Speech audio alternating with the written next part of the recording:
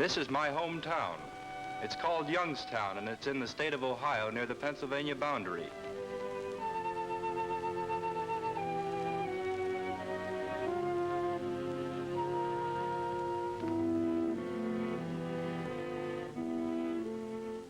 In Youngstown, we make steel.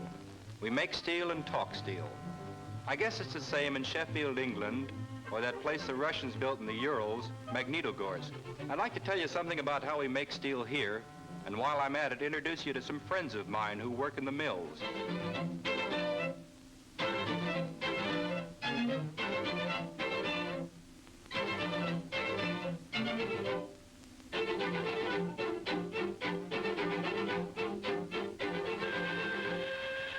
Look down any street in town, and you'll see the mills at the end of it. There are 25 miles of them along the Mahoning River, and today they're busy day and night. Every 8 hours, the shifts change. 15,000 men to the shift.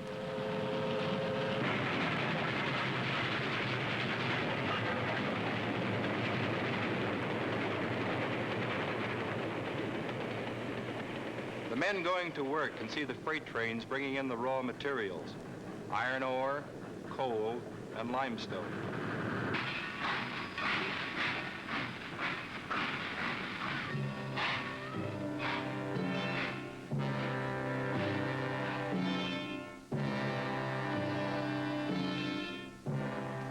This is the ore. It looks like dirt, but in a few weeks it'll become part of a ship, a tank, or a gun. And in peacetime, an office building, a bridge, or a dam structure.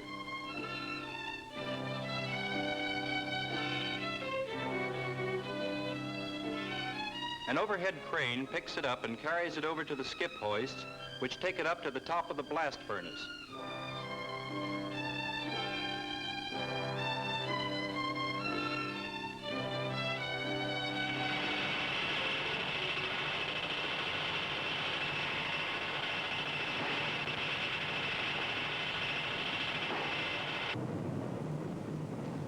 In the blast furnace, the boys smelt the ore into iron, the first step in making steel. The molten iron comes out at 3,300 degrees.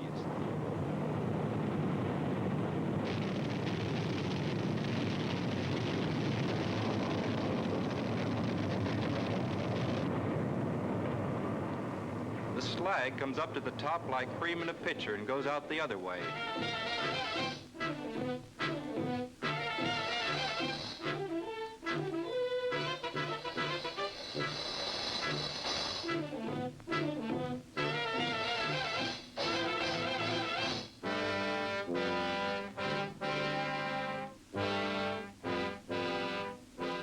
That's Johnny Chonko on the snort valve controlling the blast. When things get too hot, he's got to think quick and move quicker.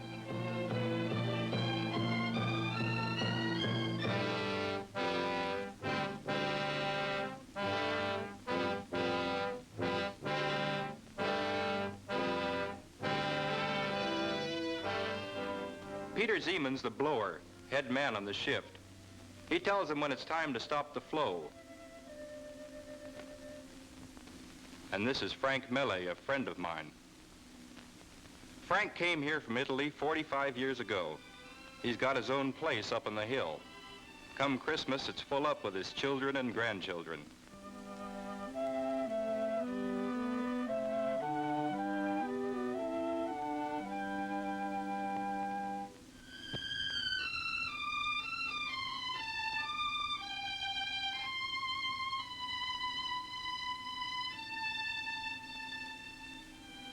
Frank doesn't talk much, but I know how he feels about his home, his kids, and the satisfaction he gets knowing they'll grow up with the same chance as the kids next door, or any other kids in the country.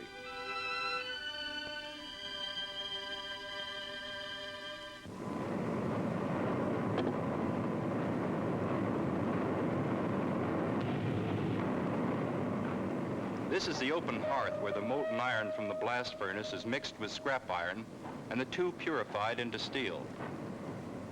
I remember the first time I saw it, the size of the place, the noise, the sirens wailing when the big stuff moved overhead, and the heat hitting you like a solid wall. It's something you don't forget.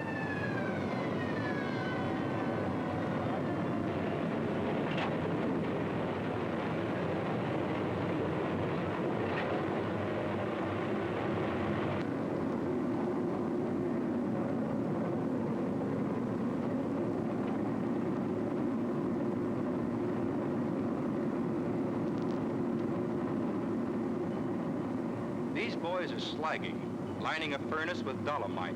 This protects the wall of the furnace against the extreme temperature.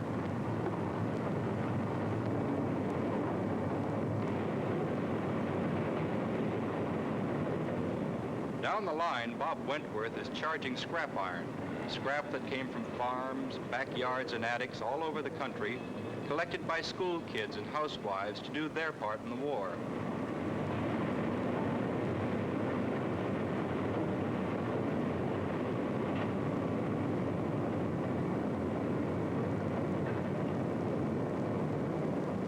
Next door, Tommy Hughes is giving one of the furnaces a drink of hot iron from the 35-ton ladle. This iron is fresh from the blast furnace.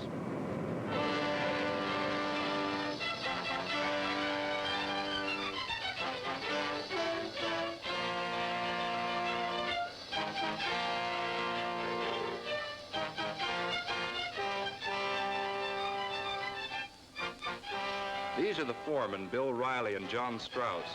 John came here from Croatia. He's got 2 sons. The older's a captain in the Army. The younger, Ed, is still in high school. He's a substitute on the football team. Next year, when he gets a little more beef on him, he'll be a regular.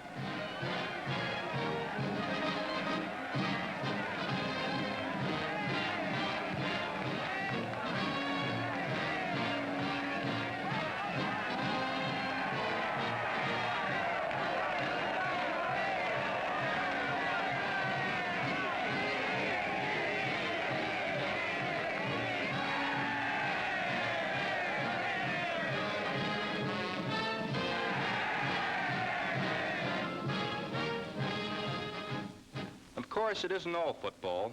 Education comes first. The principal, Mr. Glasgow, understands the kids. He believes they should help plan their own schooling. Ed's interested in flying, so along with languages and literature, he gets courses in physics and aerology and internal combustion engines.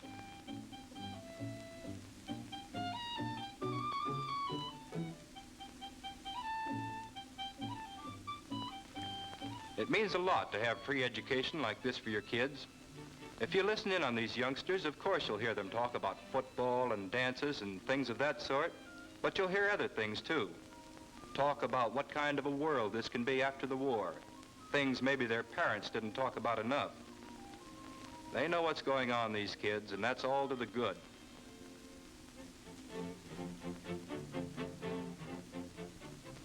Yes, if you listen to them, you get to appreciate how much democracy depends on education. Education for everybody.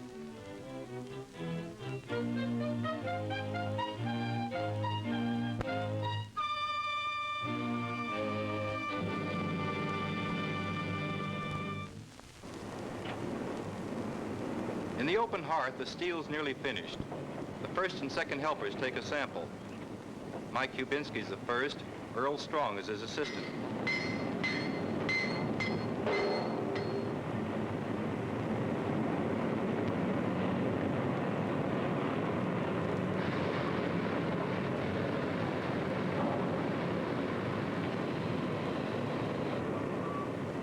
Mike's people came here from Czechoslovakia. Earl's ancestors came from England in the 17th century, when there wasn't much to America but a few colonial villages along the coast. By inspecting samples of the molten steel, the boys can tell exactly when the furnace should be tapped. Earl's a musician. He plays bull fiddle with the Youngstown Symphony Orchestra. No professionals here. They're all steel workers and their wives and daughters.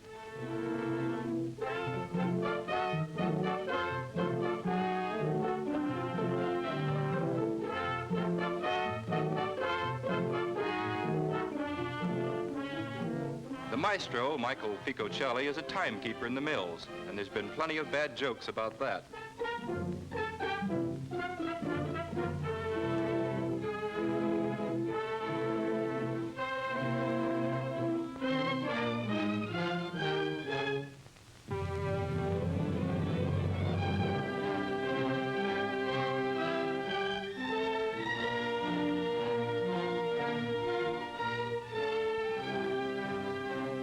They're rehearsing a piece by Gerald Demirovich, a Youngstown boy who's in the Navy now.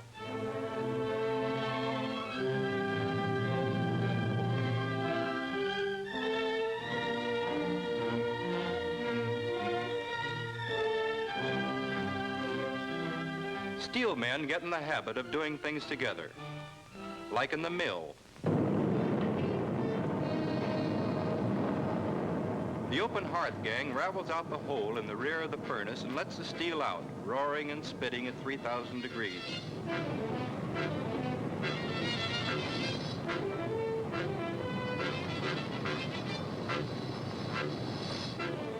The pit gang dumps in alloys to give it the special qualities they want in this batch.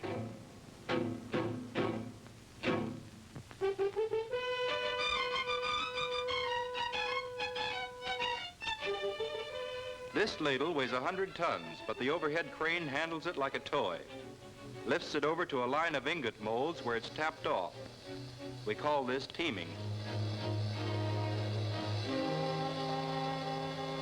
Just to be on the safe side, another test is made to be sure that the alloys have been added in proper amounts.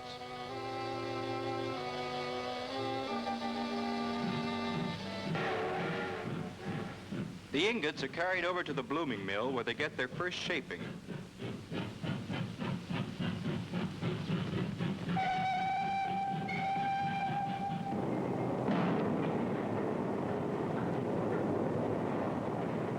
It looks rough, but these rollers squeeze the ingots down to a tolerance of a 1/16 of an inch. George Bannon and Clarence Kinney control the operation from the pulpit.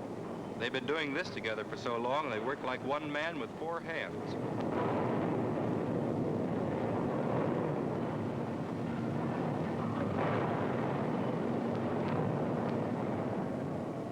When the ingots flatten to a slab, Fred Ingram takes over.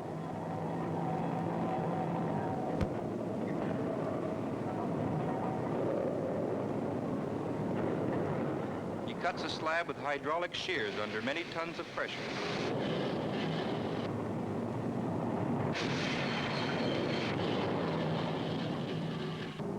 Fred's a shop steward for the union, which has an agreement with the mill. He represents the workers on the plant's labor management committee. These days they're discussing production problems, and they've been doing a great job up there, working together, planning together, figuring out new ways to make more steel. We've got the machines, like this one in the hot strip mill, where in one continuous operation, a slab of steel is flattened into a sheet.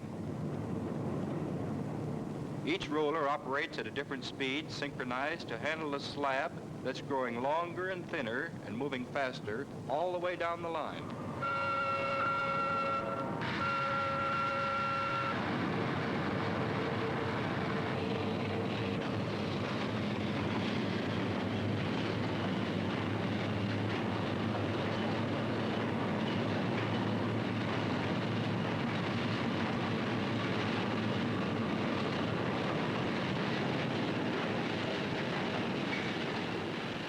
This is it, steel.